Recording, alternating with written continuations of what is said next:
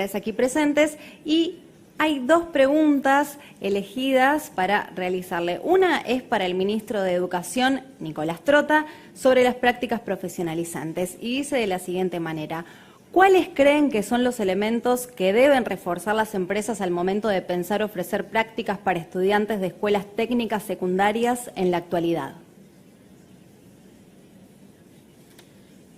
Bueno, voy a contestar la primera parte y después le voy a dejar la segunda parte al director del INET.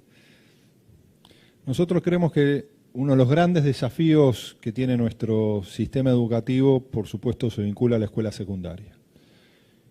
Y en particular a lo que es la educación técnica, no solo a la educación técnica más tradicional, ¿no?, sino también a lo que debe ser en sí mismo la vinculación de nuestra escuela secundaria en términos generales con el mundo del trabajo y las prácticas profesionalizantes.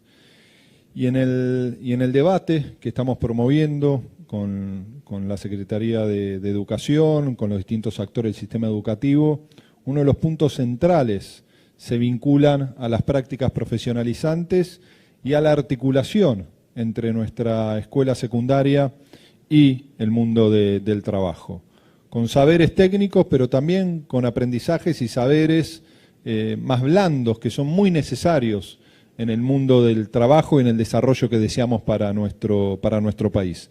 En un punto para nosotros también sustantivo, que es ahí donde tenemos el mayor desafío cuando analizamos todos los niveles de nuestro sistema educativo.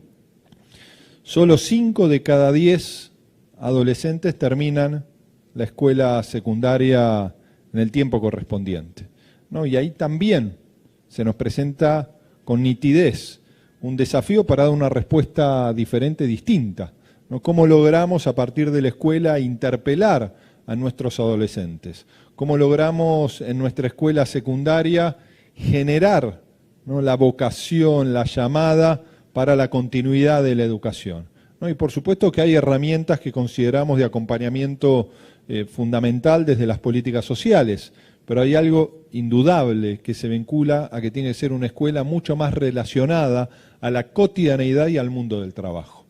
Y en ese sentido nosotros estamos desarrollando una política que para nosotros es fundamental y hemos convocado a un referente en la temática como es Mario Porto, para que articule las distintas iniciativas que se vinculan a la educación, trabajo y desarrollo sostenible, ¿no? Y uno de los ejes centrales se vincula a la educación técnica de nuestra escuela secundaria. Y para eso creo que uno de los puntos que puede comentar Diego se vincula a lo que en parte fue el gran desafío que se nos presentó como sistema educativo a lo largo del 2020, el año de la pandemia, el COVID-19, y la complejidad que implicó para nosotros las prácticas profesionalizantes en el marco de la no presencialidad, ¿no? Como fueron desde el uso de simuladores hasta otras herramientas pedagógicas para poder acreditar esos aprendizajes y también la necesaria, en muchos casos, postergación hasta que logramos los protocolos para cada una de esas prácticas. Pero le dejo a Diego. Gracias, ministro. Sí, la pregunta es excelente. Y a ver, acá estamos celebrando 1.500 y pico de becarios, pero como la gente de la Fundación ha sido un poco humilde, me toca a mí decir que ellos son protagonistas de las prácticas profesionalizantes. Realmente en eso y en varias otras cosas que estamos trabajando juntos, ofrecen un lugar para la formación de muchos chicos y muchas chicas. ¿Qué hace falta? Era la pregunta. Y hacen falta dos cosas que se pueden agrupar en una, que es conocimiento, vinculación, que la escuela conozca su entorno, que la escuela pueda mirar hacia afuera y ver cuál es su entorno productivo, el más cercano y el que esté ahí a un pueblo de distancia. Y que las empresas entiendan que esto es una inversión, ¿sí? Esto no es una pasantía, es formar a los chicos y a las chicas para que después tengamos los mejores técnicos y técnicas que después van a tener una mejor empleabilidad. Y nuestro trabajo como INET, dentro del Ministerio de Educación, es hacer esa vinculación. Es lograr un relevamiento de las empresas que ofrecen prácticas profesionalizantes pasárselo a las escuelas y que las escuelas se conecten con estas empresas. Nos parece esto es fundamental. La verdad que, como decía el ministro recién, estamos en tiempos difíciles, pero es extraordinario lo que han hecho, estas vinculaciones que han hecho escuelas e industrias en el año pasado. De nuevo, Pampa Energía ha sido pionera en esto, la verdad es el trabajo que han hecho con visitas virtuales, con continuar la vinculación es muy buena, pero en todo el país ha pasado. Se han hecho empresas simuladas, se han hecho presentación de proyectos virtuales que han sido mentoreados, han sido monitoreados por gente de la industria. Se ha hecho también la posibilidad de generar emprendimientos a partir de las experiencias de los estudiantes y las estudiantes. Nosotros lo que no podemos permitir es que los estudiantes de la técnica no hagan una práctica, porque es parte de su formación obligatoria, y tampoco podemos permitir que haya una especie de sello, ¿no? Ah, no, estos se recibieron en pandemia, no hicieron la práctica, no tienen la formación. Nuestra responsabilidad como Estado es que esa formación exista. Para eso tenemos que apoyarnos en que las empresas nos sigan acompañando como estamos celebrando hoy. Gracias por sus palabras. Otra de las preguntas elegida para ser respondida por todas las autoridades que están acá presentes, no vale copiarse, dice: respecto al vínculo público-privado, ¿por qué creen que es necesario rever la currícula educativa y que es importante que las empresas privadas se vinculen a la educación e inclusión social? Quien quiera empezar puede tomar la palabra.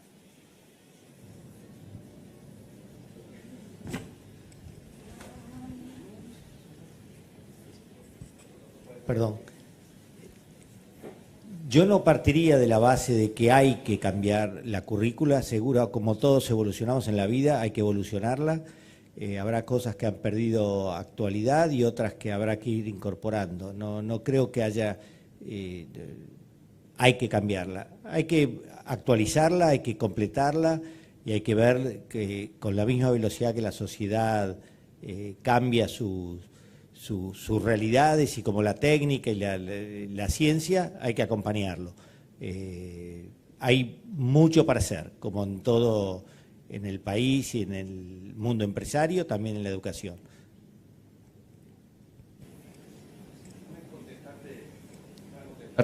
Como científico. Yo estudié ciencia hace muchos años y en la época en que yo estudiaba, aquellos compañeros o compañeras que, y lo decíamos así, se pasaban a la industria, eran los que daban el mal paso, ¿no? Los traidores, ¿sí? Hoy, muchos años más tarde, puedo decirlo muy técnicamente, qué nabos que éramos. ¿Cómo no entendíamos que la función de la ciencia es entender el mundo para incidir sobre el mundo? Porque si nos quedamos solamente en el laboratorio, bueno, lo podemos conocer, pero si eso no se comunica, no se aplica, la verdad que no sirve demasiado. Exactamente lo mismo pasa con la formación técnica, la formación industrial. Si solamente miramos para adentro y no nos conectamos con el mundo que eventualmente va a ser nuestro empleador, nuestro impulsor, la verdad que algo nos está faltando. Podemos ser excelentes docentes, excelentes directivos, excelentes estudiantes, pero nos falta el mundo que está ahí afuera. No tenemos, como decía Ricardo, no es que haya que cambiar la currícula. La currícula de la escuela técnica es excelente. En algunos casos necesitamos nuevas orientaciones, que estamos trabajando mucho con el ministro en orientaciones que la industria hoy requiere. Orientaciones en ciencias de datos, inteligencia artificial, industria 4.0, biotecnología. Eso vamos a ir avanzando hacia allí. Pero con la misma formación que tenemos ahora, lo que tenemos que hacer es mirar hacia afuera. Y por supuesto que cuando miremos hacia afuera haya una mirada que nos responda, que la industria quiera saber qué está pasando en nuestras escuelas para poder vincularse de una manera absolutamente productiva para ambos.